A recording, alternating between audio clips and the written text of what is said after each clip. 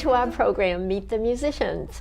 I'm your host, Terry Kelly, and today we are speaking with Konstantin Feinhaus about a concert that he'll be giving in Lawrence on September 20th. Welcome, Konstantin. It's a pleasure to be here. It's a pleasure to have you here. I heard you play a long time ago, and I was so impressed. It was such a beautiful concert, and I asked you for your card, I think. That was years ago, and I had the card, and that's how I found you later, because I really wanted you to play in this concert series that we have. So I'm thrilled that you're able to do this. Oh, this is a thrill for me as well. I think you heard me at the Andover Library. Was that the case? Yeah, Andover Library, many years ago. Yeah. But let's talk about where you came from and how everything started out, because we know how you ended up, a world-class pianist. But you came here to the United States when you were 13 years old. That's absolutely correct. We immigrated from St. Petersburg, Russia, when I was 13, and it was my parents, my sister, and my paternal grandparents. And in about a couple of years, my maternal grandparents joined us. So the entire family ended up in and around Boston. And my uncle is here as well, and he came 2 years before we did. So indeed, the entire family is here. Oh, that is wonderful. I'm so glad. So what was it like in Russia? When did you start piano?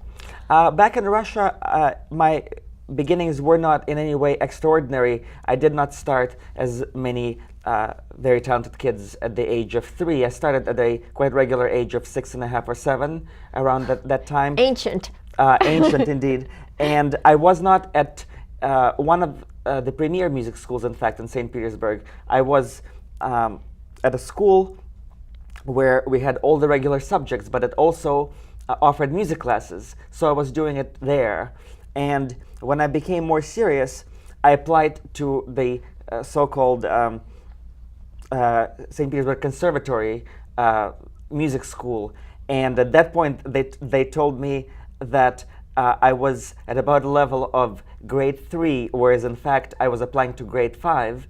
But because they thought I was quite talented, even though my skills were lacking, they offered that I join in the choral conducting division, which, needless to say, did not happen. Did not? Oh, I'm so glad. How did you feel about piano when you started to play? Did you realize how much talent you had, or? I am not sure that I knew that I had a lot of talent. I did know that I had great desire to do it, and we had a piano at home where I was growing up. So I grew up even from the age of 2, 3, as soon as you become cognizant of objects around the house, the piano was there. So I think that was a push.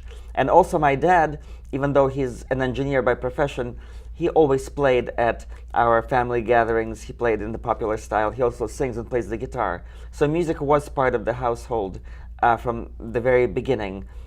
And as I said, while I wasn't sure that I was going to be able to do well or make it my career immediately, I knew pretty early on that that's really all I wanted to do, or at least that I didn't want to play soccer with the kids, that I'd rather play the piano. Oh, I like hearing that. And I think about the age of 10, I sort of had an inkling that that was going to be my life. Because again, while I was doing well at school and I was always a good student, even though I do remember skipping school on more than one occasion, not maybe the most responsible student, but good student, I sort of knew that those things, the subjects at school, were not as meaningful to me as music or as playing the piano. So. And what kind of music were you playing then? Rachmaninoff and I think I was playing all the requisite pieces that the Russian piano school prescribed, Czerny etudes and some Grieg, poetic tone pictures and Mozart fantasy in D minor. So I think the classics, the basics. Yeah, the essential repertoire. Exactly. And did you have a favorite then? No, I clearly remember. All. Yes, I sort of liked everything. As I was growing up and getting older, I certainly developed favorites. Yeah. Can I ask you how you felt about Czerny? Czerny? Oh, we should explain that Czerny is exercises. Piano exercises. Indeed. Yeah. I don't recall revolting against Czerny. I think from the School of Velocity, there are quite a few pieces that are actually quite musically, if not fascinating, then at least meaningful to a degree. They have some extra technical component. Yeah. And so I don't remember minding it too much, in fact. So you like that one better than the progressive studies? Exactly right. Yeah. Or the Hanon, that I could never Oh, stand. Hanon. Yeah. Well, it's fun if you do thirds instead of octaves. Right. Interesting. I did go through a Hanon phase on my own, not enforced by anyone, but that was a short-lived phase. And Yeah, so exercise. We're talking about piano exercises. Right. Some people hate them and some people love them. I remember when I was little telling my piano teacher that I hate Mr. Czerny, and she said, "You don't know this now, but he is your best friend. Because if you can play Czerny, you will be able to play the music that his teacher wrote." "Who was his teacher?" She said, "Ludwig van Beethoven." Well, that made me stop and think. And I thought, wow, so if I play these things, then I can play, Mozart and Beethoven. And so I stopped hating Czerny. And I was amazed when I got to the great composers how I saw parts of those Czerny exercises. And I thought, did the composers write music based on what Czerny did? Or did he, I couldn't figure out which came first, the chicken or the egg. Right.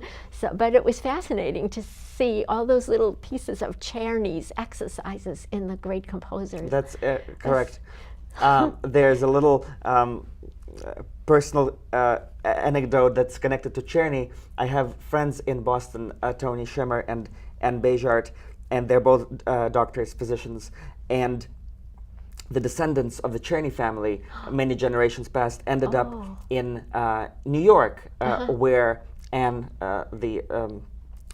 Tony Schimmer's wife, was growing up. And when she was very young, I think in her very early 20s, she actually was dating a Czerny descendant. And oh my goodness.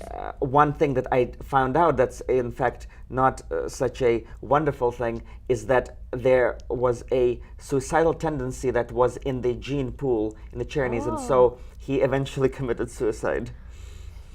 Yeah.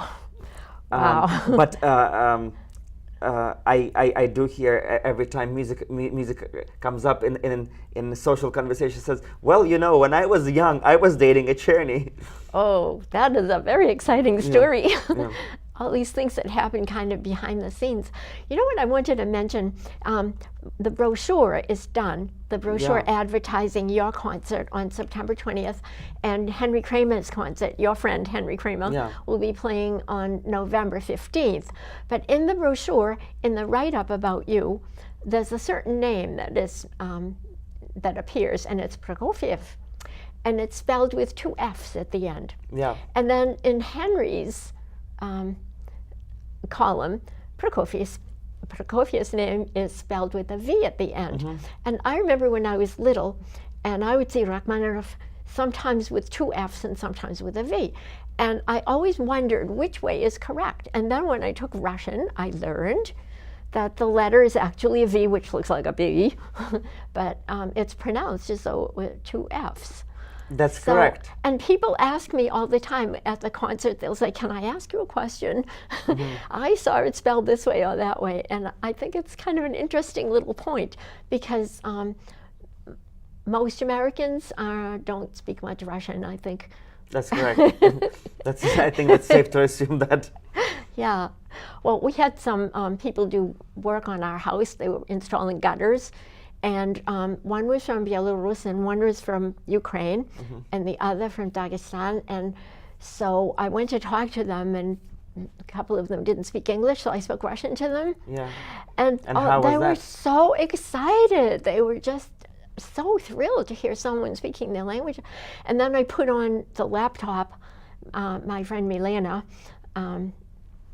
gave me some beautiful Russian music, so it was on my laptop, so I blasted that at them while they were working outside, and they were so happy, and it was so nice to have them hear their language and their music. Oh, that's interesting nice. experience. As a part of a Russian community, and as a person who has been in this country for a long time, one is often approached in conversation and someone thinks that they make a compliment to you when they say, "Wow, your English is so wonderful," and then I have to say, "Well, I've been here for 24 years, and I had to write 15-page papers in high school for my advanced placement art history class, and then I had to write 7 or 10-page papers for my philosophy class." So yes, needless to say, my English is okay. Yeah. Well, I think it's impressive to us because when we learn a foreign language, we're so isolated here. We're just speaking English all the time, and we don't stop to think that people in Europe may speak 3 or 4 different languages because of the proximity of the other countries. And Right. people study English all over the place. So when we speak French, it's bonjour, madame. Comment allez-vous? It's not, we That's have correct. and when we hear someone speaking English beautifully, it's so impressive to us. Yes, and I think to a Russian speaker, it's very impressive when a foreigner speaks Russian well, because that's a difficult language with declensions and all the grammatical turns and different endings for different Yeah. cases and so on and so forth. So when a foreigner speaks Russian well, I think Russians tend to be quite touched and quite moved. They get quite emotional about it. I think so, yeah. But it's such a beautiful language. Thank you. So now let's talk about what kind of education you had in music, because you went to some very prestigious schools. You went to Juilliard and Yale. Can you tell us, what was it like at Juilliard? Very competitive, right? I think it was competitive. Maybe I am about to say something that I ought not be saying, but at that time, when I was 18 and I went to Juilliard, and I knew definitely, most definitely, had no doubts or no misgivings about becoming a musician and that being my life and profession and everything. But at that time, I was caught in a phase where I was somewhat reticent to work hard. Because I think I was always pretty responsible and pretty diligent during my formative years, and I never went through that period of during puberty, where you revolt against parents, where you revolt against your mentors, where you revolt against your teachers. So I think probably, without delving into psychology, it was kind of a late development for me, and so I think I entered into that phase of not wanting to conform slightly later in life than I was supposed to be. So I was caught at 18, not really having the wherewithal in terms of being able to work and work hard and work on a regular basis. So even though I did not do anything drastic, and even though I did not get in trouble with the teachers or with the law for that matter, those years were not productive for me. In fact, they were productive, I think, more in a social sense or social musical sense, that I met a lot of fascinating musicians. Those connections are so important too. Exactly. So inspiration. Right. So I was highly inspired by my teachers, not even necessarily my piano teachers. There were people like David Dubal, who writes extensively about piano, and pianists who became a good friend and a person to whom I could speak my heart. And then there was Bruce Brubaker, who was not my piano teacher, but piano literature teacher, and now he's the head of piano department at New England Conservatory, whose intellectual approach and esoteric approach to music was highly inspirational, and I still go to him with musical questions oftentimes. And of course my teacher Jerome Lowenthal, who speaks French and quotes poetry, and so while I wasn't really working hard at all, those influences I think were very meaningful, and fortunately I managed to carry that with me as I became more serious and more organized and more diligent. And more grown up. And then Yale, what was it like at Yale? And Yale, I was studying with Boris Berman, who is of Russian descent, and he was quick to notice my attitude issues, and so I think he was really instrumental in putting me on the right path, not even musically, although musically as well, but just in terms of making me realize that, well, it's not enough for this to be in principle your life choice to make music. You actually have to build your life around doing it. It's not just an idea, it's not just a Yeah. concept.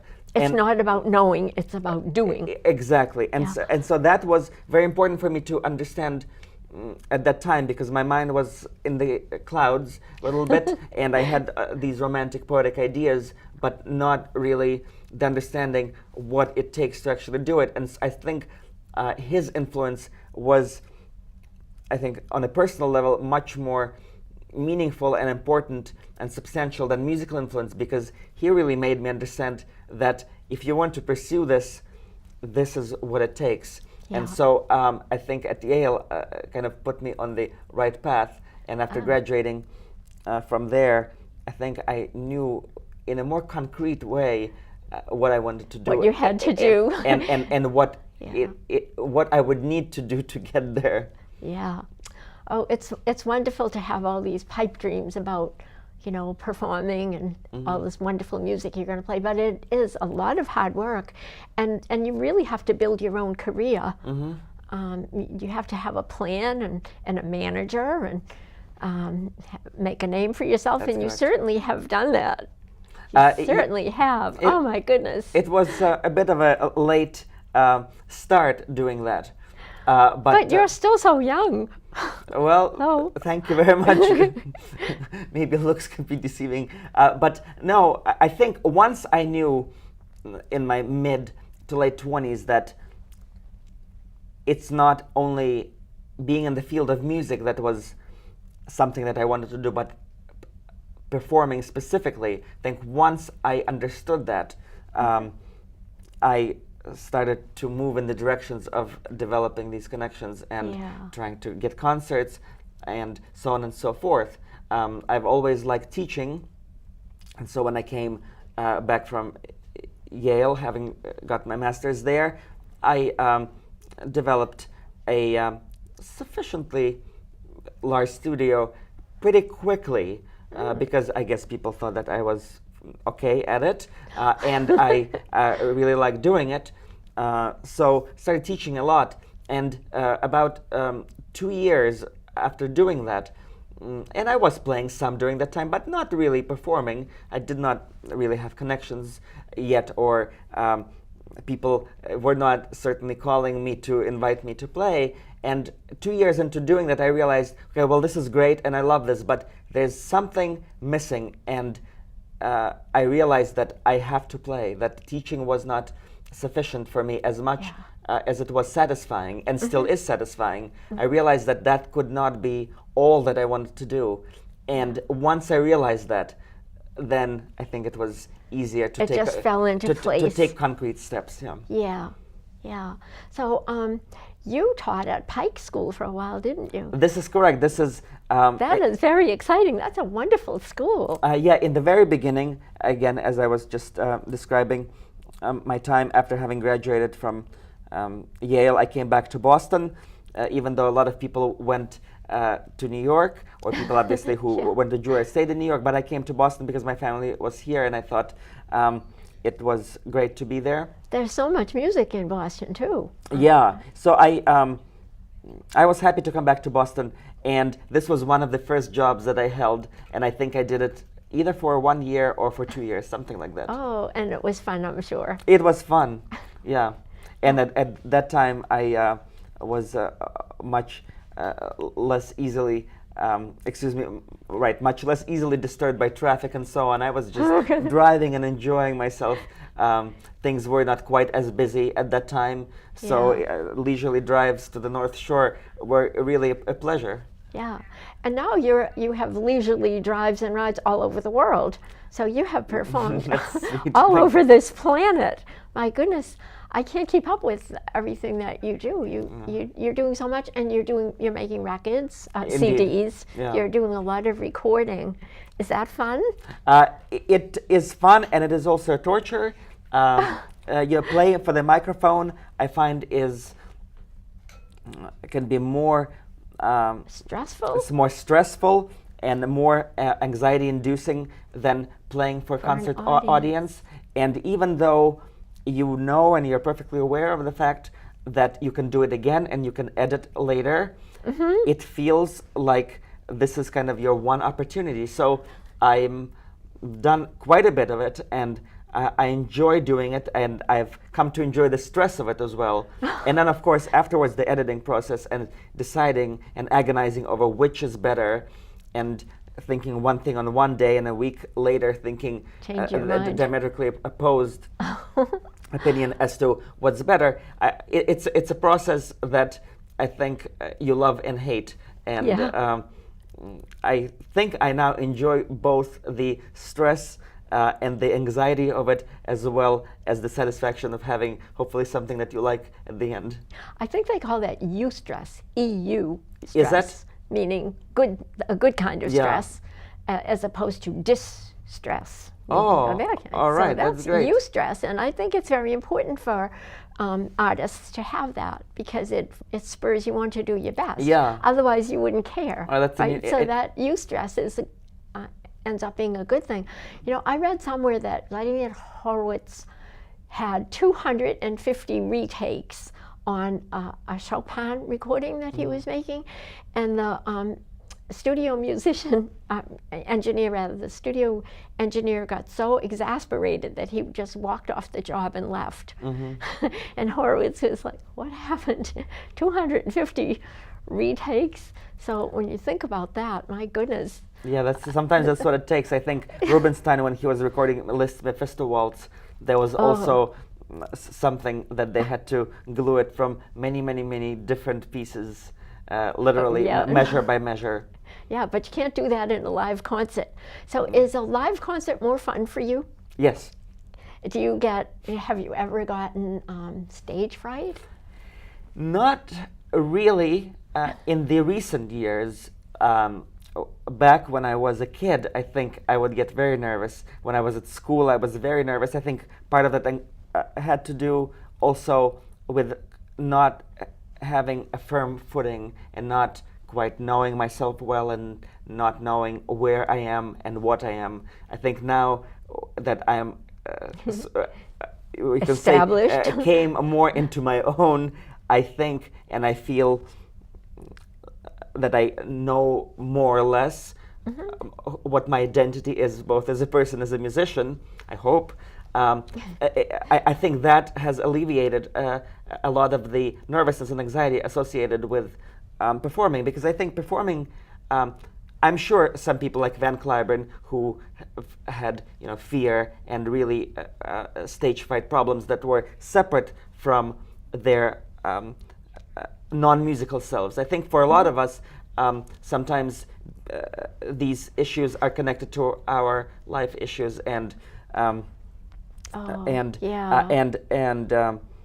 think that as I was becoming more sure of myself and sure of what I was doing and why I was doing it, and as I was hopefully doing it better, my stage fright lessened and lessened, because a concert is a moment of truth. So anything that bothers you, anything that you feel guilty about, anything that you feel fearful about, that comes out on stage, because you're vulnerable then. And so if you solve those emotional issues or those psychological issues at home, I think, again, unless you have an issue like certain performance, it's easier to deal with that in concert. Oh my goodness, it's so complicated, isn't it?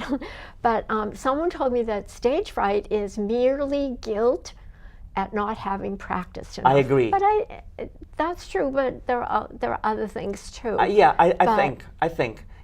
As I said, I think for certain people it is a separate thing, where they're absolutely stable and balanced, but on stage they lose themselves.